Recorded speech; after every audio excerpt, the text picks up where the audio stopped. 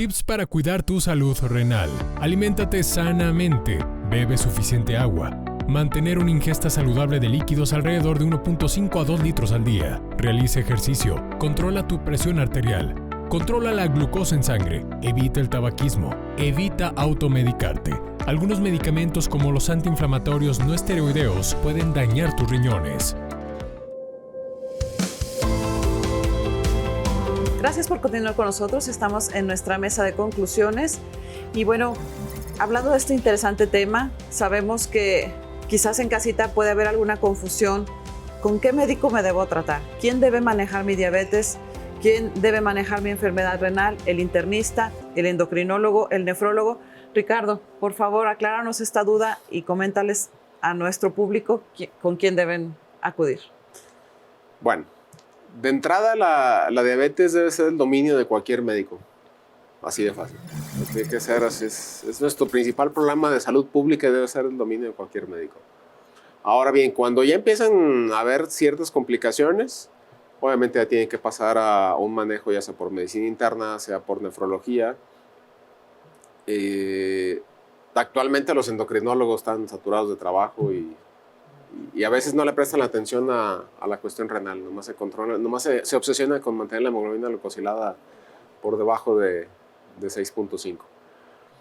Pero sin duda alguna creo que ya hay los suficientes, al menos en la ciudad, nefrólogos, que nos da la oportunidad de poder tener una mejor atención hacia la población en general.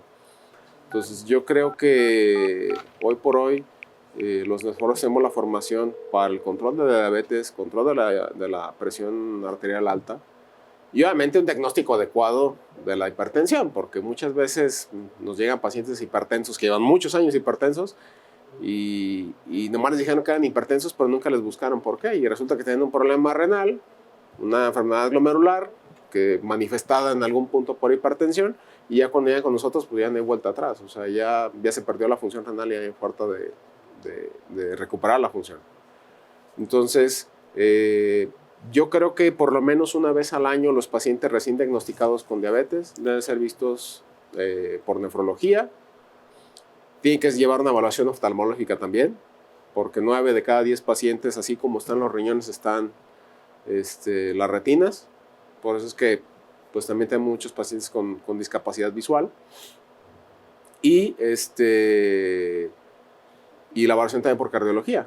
¿Por qué? Porque también el problema vascular coronario pues no es nada raro y nada lejano en la diabetes. Entonces, y sigue siendo la primera causa de mortalidad asociada a diabetes, las complicaciones cardiovasculares. Entonces, creo que son las 3 especialidades que tienen que estar monitoreadas al menos una vez al año en cuanto el paciente se diagnostica. Ya en los pacientes con diabetes tipo 1, que la mayoría son niños, pues ellos a lo mejor van a ocupar de un nefrólogo dependiendo su control, pues como a los 5 o 6 años del diagnóstico de la diabetes tipo 1. Pero los pacientes con diabetes tipo 2 o la diabetes de los adultos, esos en cuanto se diagnostican tienen que ser vistos por nefrología, cardiología y oftalmología, sí o sí. Esa parte donde tenemos que tomar en consideración el diagnóstico imagenológico, el diagnóstico cardiológico, el diagnóstico oftalmológico para determinar en algún momento dado si el paciente ya tiene una evidencia de retinopatía diabética. El paciente también tiene que descartar mediante estudios imagenológicos que los vasos sanguíneos del riñón no han mostrado un comportamiento anormal, porque muchas veces, aunque la enfermedad renal estuvo asociada a la diabetes, ya pudiera haber aparecido una condición de hipertensión, por ejemplo, en este tipo de pacientes, y no hacemos estudios integrales. Veo que en el afán de hacer un diagnóstico integral, y lo veo en tus solicitudes de estudios, haces la petición de un estudio Doppler renal completo para poder ver los vasos y las características y el flujo, que obviamente, lo voy a reforzar, lo voy a recalcar, no cualquier mano, no cualquier radiólogo está capacitado y experimentado para poder hacer una evaluación y detectar a veces una estenosis o una estrechez de uno de las arterias renales. A veces no es el único método de estudio, hay que complementarlo con estudios tomográficos que nos permitirían diferenciar. Pero ¿por qué la importancia de hacer estudios de imagen que soporten un diagnóstico integral en un paciente con hipertensión y diabetes? Mira, de entrada el ultrasonido se tiene que hacer al menos 2 años, cada 2 años. Así en pacientes con enfermedad renal y sobre todo en pacientes mayores de 30 años.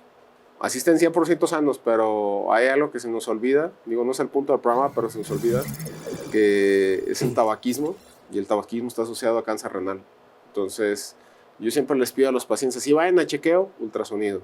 Y sí me ha tocado encontrarme 2, 3 cánceres renales ahí que no estén diagnosticados sin ningún síntoma ni nada, pero de entrada eso nos ayuda bastante. La otra situación son quistes. Los quistes, sí hay veces que son quistes, son bolitas de líquido, pero a veces tienen cierto aspecto complejo, a veces algo que nos orienta a llevar un seguimiento radiológico más estrecho. O la otra situación es en cuanto a litiasis, que tengan algún problema obstructivo renal y que eso de alguna manera sea asintomático en el paciente, pero el efecto que vamos teniendo no es asintomático, o sea, se va generando un adelgazamiento de la corteza renal por la misma obstrucción del flujo de la orina y eso nos va haciendo que se vaya deteriorando el riñón y muchas veces cuando llega el paciente con nosotros después de haber pasado muchos años en una institución que nunca le hicieron ultrasonido, pues ya traen una bolsita de agua, pues ya no hay nada que hacer por ese riñón. O la otra situación es en los pacientes diabéticos, si traen un problema de alteración del flujo de la orina del riñón hacia la vejiga, sea por un trastorno de motilidad por neuropatía, o sea porque tenga un problema prostático, o etcétera, etcétera. Si en algún momento, y eso es también bastante común en las pacientes mujeres diabéticas, las infecciones o las cistitis recurrentes, si en algún momento esa bacteria llega a migrar hacia el riñón y en el riñón hay una piedrita, se vuelve lo más complicado de tratar. O sea, le puedes dar toda la farmacia de antibióticos y va a seguir con la infección. Y eso también nos lleva, en algunos casos, a nefrectomías, o sea, a que tengan que entrar a una cirugía, a sacar un riñón, porque se contaminó la piedra que traía con bacterias propias de la orina y puede poner una situación de riesgo por la infección. Entonces, siempre el monitoreo con ultrasonido es fundamental para ver, y yo siempre les digo a los pacientes, con los exámenes de orina y de sangre sabemos funcionalmente cómo están tus riñones. Pero necesito el ultrasonido y el ultrasonido Doppler porque necesitamos ver estructuralmente cómo está, pero también cómo le llega ese flujo sanguíneo.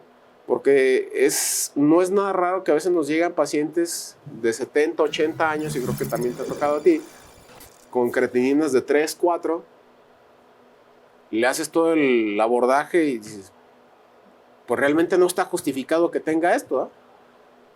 Le pides un ultrasonido Doppler y ya ves índices de resistencias elevados, ves así como que trae algo ahí de componente vascular renal. Quitas medicamentos, por ejemplo, YCASARA2, le das un tratamiento más intenso con calcio antagonistas, con otro tipo de medicamento para la hipertensión. A la vuelta de 3, 4 meses ya tiene creatinina 0.9. Y súper bien. Y para que la gente de alguna manera lo entienda, esto es inducido por fármacos que nosotros mismos, de manera electiva, y a veces le hacemos esta aclaración a la gente, el manejo integral y la buena comunicación entre el cardiólogo, el nefrólogo, el endocrinólogo, el internista, puede permitirle que la calidad funcional de órganos tan importantes como riñón, corazón, cerebro, pues tengan una mejor condición porque el aporte sanguíneo se puede ver mermado porque el efecto secundario de ciertos grupos de medicamentos, como lo mencionó, medicamentos que probablemente usted conozca, los Sartán, ¿sí? Enalapril, Captopril, que los llegamos a combinar de manera terapéutica como parte de las medidas de atención para hipertensión y enfermedad renal de la mano, pero a veces tenemos que ser selectivos y hacer esta evaluación circulatoria para saber si este medicamento en un momento dado debe ser retirado oportunamente y mejorar la condición de funcionalidad renal, ¿cierto? Sí. Y sobre todo es que tú tengas el sustento de que sí te generó un impacto negativo en la función renal. Porque hoy por hoy también nos llegan pacientes de Estados Unidos donde el médico les dice, no, es que no le puedo dar tal medicamento porque le va a hacer daño. A ver, pero está toda la evidencia de que tiene tal beneficio en este. No, es que el doctor no me lo quiso dar porque dijo que eso me iba a hacer daño. A ver, empiéceselo a tomar. Vemos que mejora su función renal, mejora la presión arterial, mejora la calidad de vida, se retrasa demasiado la indicación de una diálisis, una hemodiálisis.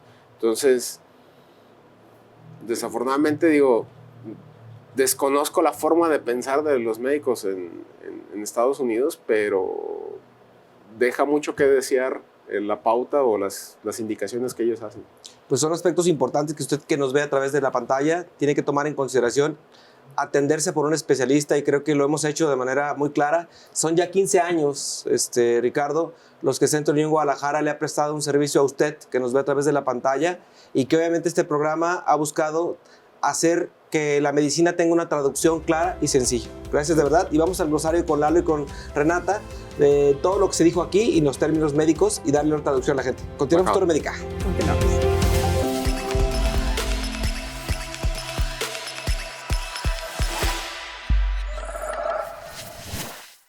Bienvenidos a esta sección, por supuesto. Seguimos en Torre Médica, el glosario médico o lo que quisieron decir. Vamos a tratar de traducir al español que usted y nosotros hablamos, lo que nuestro invitado, el doctor Ricardo Orozco, y por supuesto nuestros anfitriones trataron o dijeron durante el programa. Y tengo el gusto de acompañar a Renata Solorio. ¿Cómo estás, Renata? Muy feliz de estar otra vez aquí con ustedes. Qué bueno, me da muchísimo gusto. Saludos, por supuesto, a la Facultad de Medicina de la Universidad Autónoma de Guadalajara. Hoy hablando sobre el tema diabetes y enfermedad renal. Y justo vamos a comenzar con la primera palabra, que tiene que ver con la insulina. Es esta hormona que se produce en el páncreas y que es la responsable de controlar los niveles de azúcar en nuestro organismo. Ahora pasamos con páncreas, la cual es una glándula mixta que cumple funciones tanto endocrinas como la producción de insulina, glucagón y somatostatina, y también tiene funciones exócrinas como la secreción de enzimas para la digestión. Otra de las palabras que obviamente se estuvieron tratando y que seguramente le hemos escuchado en más de una ocasión es la diabetes, ¿no? Es esta enfermedad silente, silenciosa, a la par de la enfermedad renal, donde los niveles de glucosa en el cuerpo están por encima de lo permitido, y cuando esto se prolonga por años, posteriormente da pie a la enfermedad renal. Ahora pasamos a esclerosis tubular renal, el cual es un proceso patológico caracterizado por el engrosamiento y endurecimiento de los túbulos renales, que esto nos puede llevar a una insuficiencia renal crónica. Esto es causado debido a una nefropatía diabética. Existen diferentes formas de poder tratar la diabetes a través de la insulina, a través de ciertos medicamentos que buscan justo que los niveles de azúcar bajen, y estos medicamentos reciben el nombre de hipoglucemiante. Ahora tenemos hemodiálisis, el cual es un proceso médico utilizado para desechar toxinas, electrolitos y desechos de nuestra sangre, ya que pues nuestros riñones ya no tienen la capacidad de hacerlo debido a una insuficiencia renal crónica. Si desafortunadamente hablamos de una terapia efectiva cuando se padece ya una enfermedad renal crónica, pues tendría que ser el trasplante renal, que consiste justo en tener un riñón sano, propiamente de una persona viva o de un donante cadavérico. Lo ideal es no llegar a este punto, y por ello acompañarnos en espacios como este, como Torre Médica. Renata, muchísimas gracias. Gracias a ustedes por recibirme otra vez. Muchísimas gracias, y recuerde que semana a semana tenemos una cita aquí en Torre Médica, su programa de especialidades.